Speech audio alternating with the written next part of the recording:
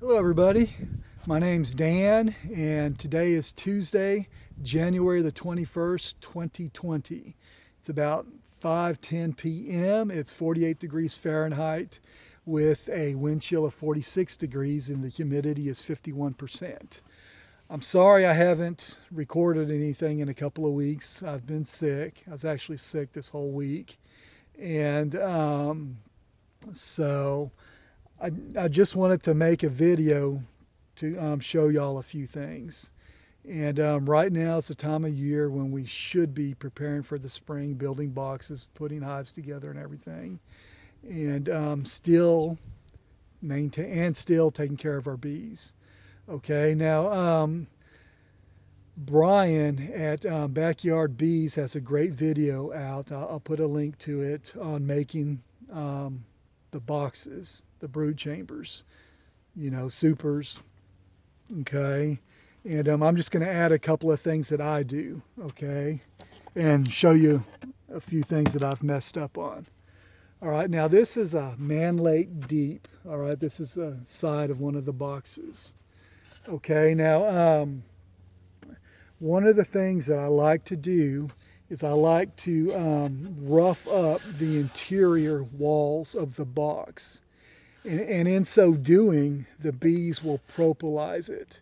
Okay, it'll have an antimicrobial layer of propolis on it, and it'll be healthier for the bees. And these days, with the American foul brood and European foul brood still lingering, it's still around. It's just dwarfed by the mite problem. But whatchamacallit. And some people say this is a new fad. I have no idea. All I know is that feral bees out in the wild, when they find a tree or wherever they go, they propolis the interior of their hive, okay, to make it safe and healthy for them. So this is what I do. All right, now what I do is I take these spade bits that I have. These are just drill bits, if you can see. All right, and you can pretty much use whatever you want. And I put on some gloves. All right, I lay this on a flat, solid surface. And what I do is I just go at an angle, all 4 points, boom, boom, boom, all the way across that board. Then I flip it around and I go the other way. Okay, then I go this way. And then I go that way. All right. Okay, now let me show you what that looks like. Now this box here, I did that too. And you can see everything I've done, and the bees have propolized all of this. You can see the propolis here on the frame holder. And it's all propolized. Okay. And it smells good. I love the smell of these boxes. I like the smell of pine also. Another thing too. All right, I told y'all this is a Man Lake box. At least I think I did. This is like my third take. But anyway, okay, here's where I messed up. All right, you see these crevices here, these cracks where the wood doesn't join very well. Okay, moisture's going to get into there. Okay, the wind's going to blow the rain in there, and it's going to expand and contract, expand and contract. And eventually it's going to rot out. Okay, and you can see it here also. And what Brian does at Backyard Bees is he takes a spackle or like a caulk. You'll see it in the video. And he puts it over there, and then he sands it down to where it's nice and smooth. So it's protected and you don't have to worry about that. Okay, and that should make your boxes last a long time. Now Kamon Reynolds also, he has a great channel. He's a sideliner. Okay, and it's practical, no nonsense, tells you how it is. And he's tried a lot of the fads through the years, and he just can't afford to he has so many hives, he just can't afford to mess up. So anyway, Another thing Kamon recommends, is, which I haven't been doing, I've been back and forth, but you see how I don't have my edges painted all the way to the edge? All right, well, the wind's also going to blow the rain in there, and the same thing's going to happen in the corners here. Okay, and that's where I've messed up also. So basically, I'm going to have to repaint this box. But you want to paint the whole edge, okay? Some people paint down into the frame holders. I don't, but I would come down some, you know, but get this whole edge. And then on the bottom also, you can see where I didn't paint all the way. And you can see where the bees propolize. They just propolize up to there. So it doesn't protect the whole thing. So you can see there's not much of anything right there. And that's a spot where we're always prying on our hives to open them up. So there's definitely going to be a gap in there. So you want to protect that. Another thing, when you're building your boxes, okay, you want to use glue. Now some people will say, oh, there's formaldehyde in the glue. It doesn't matter to me, you know. I agree there is, but the glue, there'll be a little bit on the interior, but the bees are going to propolize over it, so it will be safe, so you don't have to worry about that. They pretty much propolize everything in the hive. All right, but this is Tight Bond 3, and this is waterproof, indoor, outdoor, you're good. Home Depot, Lowe's. Okay, I like to use these screws here. They're expensive and they will outlast your hives, okay? Way I look at it, I only want to do it once. My time's worth more than that, than these screws. So you can get this at Home Depot, these at Home Depot. They're made by Spax, and they're 2-inch number 8 screws. They're exterior deck screws. And you can actually use these in treated lumber also. I don't know, let's see here. These may be galvanized, I'm not sure. They may be stainless. Oh, it says HCF-X coating, whatever that is. But that's what the screw looks like. And it's a T-star. The screw has a T-star head. And don't worry, every box comes with one of those bits. So you shouldn't have any problems. Okay. Another thing that I like to do is, okay, I put screws in every single one. All right, and then on the other side too, okay. I don't have a nail gun.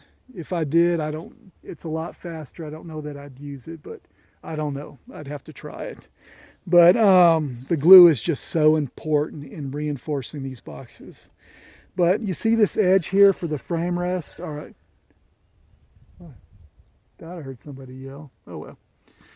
Well, you see that there isn't much wood there. That's like 3/8 of an inch, and these tend to break off. Okay, so you want to protect these. Now, what I do is after I have put my box together, I drill a pilot hole right through here. Okay, and then I put one nail in it. I do it on each corner to reinforce that. I don't use a screw. I think it would be too much and you'll end up splitting it. Okay, and you can see that I've done that right there. There's that nail right there. Okay. All right, now while we're on the subject of painting, you'll see that Brian uses a coat of primer, and then I believe he may put 2 coats after that. I'm not really sure, but I use 3 coats of paint on my boxes, okay? There's some where I've only done 2, and you can tell the difference, okay? Now, the type of paint that I use, I get it at Lowe's. It's the Everlasting. It's the one with the most UV protection, the most mold protection. It's got a built-in primer, and whatchamacallit. So I just put 3 coats of that on there. Now, if I'm redoing a box that has mold on it or something, I'll get the Kills by Bullseye, and it's a primer, a mold killing primer, and I'll put that over it. And I've got a bunch of I want to say natural boxes. They're not natural. I used what was it? I want to say linseed oil. I think that's what no, tongue oil. I used tongue oil when I first started, and it took almost a year for the scent to evaporate. And all that's done is attract mold and debris. And I don't recommend using tongue oil, okay? I tried another, sorry little girl, my dog was right next to me. It's all right, baby. Stepped on her. But another thing I did was this other stuff that's supposed to make them waterproof. I forget what it's called. The sun just ate through that stuff. My boxes were cracking. I didn't mess with that. Eventually, what I'd love to do is get into wax dipping. I can't justify it right now, but wax dipping I think is the way to go. And it waterproofs it. You just can't beat it. I may do that next year. I don't know. Something else I want to tell y'all about. My friend Wes Kirtley, he's Keeper01 on YouTube. He told me about these. All right. This is a paint gun. All right, I got it on Amazon. It's 55 bucks, free shipping. Okay, but what's cool about this paint gun, it's powered by electricity. So you don't need an air compressor, hoses, or any of that stuff. Wes really loves this thing. And it's a Rex Betty. It has really good reviews. And here's the box. All right, it's in REX004. It says it's professional quality. I have no idea, but Wes loves his. So I'm really looking forward to trying this. The reservoir will hold 1,000 milliliters, okay? So that's great. Another thing you probably want to get when you order this, if you do, is some paint filters, okay? Paint clots, and it'll clog the gun. So that would be really good. Okay, I know I've given a couple of shout outs. There's one of my subscribers, and he's a really good man. And I guess this past summer, he asked if he could give me a shout out. And I told him, no, I really don't do shout outs. And, you know, which I very rarely do I do it. And, but I told him no, and he said, okay, I won't. You got my word on it. But whatchamacallit, at that time, I had a teenager hounding me. I guess I don't even know if he was a teenager, and going to all my subs and asking for a shout out and all that, and it kind of soured me on that. So that's why I told him no. I just didn't want to mess with it. Well, this gentleman, his name is Mark Cottrell. He's with his channel is the Struggling Beekeeper on YouTube, and he's trying to grow his channel. He's a super nice guy, and he's also a trapper. I'm not into trapping. I see enough death as it is. I don't need that. So there's a shout out for you, Mark. And so there was something else I wanted to tell y'all about. I hope I'm not forgetting. Earl's Bees. He's on YouTube, and he has a really nice channel too. He and Brian have done an excellent job with their videography and their intros and everything. It's really nice quality.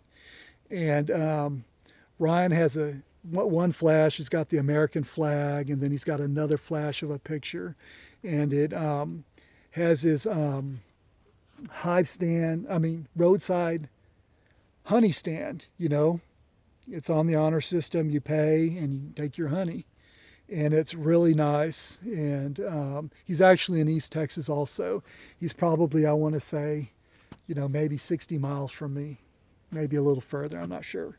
But what else was I going to tell you? Oh, yeah. Y'all pretty much know what this is. This is a queen catcher, okay? OkieRobs, okay, he's on YouTube also. Super nice guy. The man's so blessed he's cursed. You know, well, he's not cursed. He's so blessed it seems like he's cursed, okay? But he always says you can never have enough queen catchers, which is true. So I always carry this right here. If you ever see my videos, you'll see one there. Or I may have one of the plastic ones that the Dirt Rooster, or the 628 Dirt Rooster, or Mr. Ed, Jeff Horchaff uses. Super nice guys. You'll love their channels. But yeah, the plastic one, the first time I used it, I snapped it. It's like, dang it. So anyway, when I needed it, it was the only one I had. So, but one time I actually walked out into my apiary and I saw a cluster of bees on the ground. And David at Barnyard Bees says if you ever see a cluster of bees on the ground, more than likely there's a queen in there. So I looked, I didn't see anything. It's like, man, Dave said there's going to be a queen in there. So I looked, and finally there was a queen in there. It was one of my Cordovan Italian queens from one of my original hives, one of my strongest hives. And so I got her, and that hive, one day I was out there, double deep, stacked with honey. I think it may have been a triple. I don't remember. Anyway, I think I had two brood chambers, and then I had a deep as a honey super, and it was packed full of honey. All I use are deep boxes. That's it, deep frames. Okay, all my equipment is interchangeable. So I can move. I don't use queen excluders. So if my queen decides she wants to lay in my super, I'll just move that frame. No big deal. But what was I saying about that? Oh yeah, that hive that I had, one of two things happened. All right, we had a really bad army worm infestation, for miles around in this part of the county, and a lot of grass farmers, that make hay, they were spraying. Okay, but that's at the end of summer going into fall. Okay, well, that spring we had a lot of those black furry caterpillars. I mean, they were everywhere. It was almost like an armyworm infestation. And I think someone may have been spraying for those, and my bees got into it. I lost two of my strongest hives. And thankfully, I got to split off one of them, and the other one I tried to bring that queen back. It just didn't happen. But the other thing is, it could have been how I was treating for mites. I wasn't as aggressive. I had wanted to be treatment free, and it just didn't work. If it had been the mites, which I think it's a good chance that it could have. I don't know. I was using one of those foggers, the insect foggers to vaporize the oxalic acid with the alcohol, doing that mixture and everything. And you can't get a precise dose. You squirt in there, 1 squirt, 2 squirts, 3 squirts, and it doesn't always fog, and then it could be a fire hazard because you got to have that thing turned all the way up. Okay, and so that's, that could be the other thing. I don't know. So I've been using an oxalic acid vaporizing wand, but now I have too many hives. So I'll probably about it. I need to either get a ProVape 110 or a Jono's. It's just like a ProVape 110 for like $150 or something. But so learn the hard way. You need to treat. And if you watch my past videos, you'll see the mite drops that I got. Now, my strongest bees are my Cordovan Italians that crossed with the feral drones in the area, and they had the fewest mites. And I could probably have gotten away with not treating them, but I went ahead and did it anyway because they'll perform better. So, what else can I tell you? One more thing. I know this is getting long. This is a beetle blaster. Okay, you need to protect your hives from the beetles. Okay, a lot of people put in diatomaceous earth. Some people put in mineral oil. I put in corn oil. They all work. Okay, I really don't like the idea of having diatomaceous earth in my hive because the dust is so fine it actually what's the word I'm looking for? Lyses the wax membrane on the insect's body, and they dehydrate and die eventually. So I don't want that in my beehive. Beetle barns work also, and if your hives are in the shade, a few things that you want to do, okay? Mine are in full sun. The Texas Beekeepers Association recommends full sun. It's just hotter than heck out here. But I use screen bottom boards. Small hive beetles can go through that number 8 hardware cloth, okay? But they do not like light. They do not like all that heat. I don't think they like the heat. I don't remember. But they don't like light. So that's what has saved my hives. Now my double deeps will have a few more hive beetles in them. Not bad. And then my triples, they'll be up there at the top, and I'll have the most in them. But not bad like people out in Tennessee or Georgia and places like that. Alabama, Don. Wes Gertley up there in Arkansas. But if you're going to place your hives in the shade, okay, Don and Wes can attest to this. You need to get a guardian entrance. Okay, they're like $10 a pop. They will protect that entrance from the beetles coming in. All right, you need to use a solid bottom board, okay, in the shade, so the beetles don't come up through the screen bottom board. All right, and you want to use a beetle blaster or a beetle barn in conjunction with the guardian entrance, and that'll get the beetles that sneak in from elsewhere.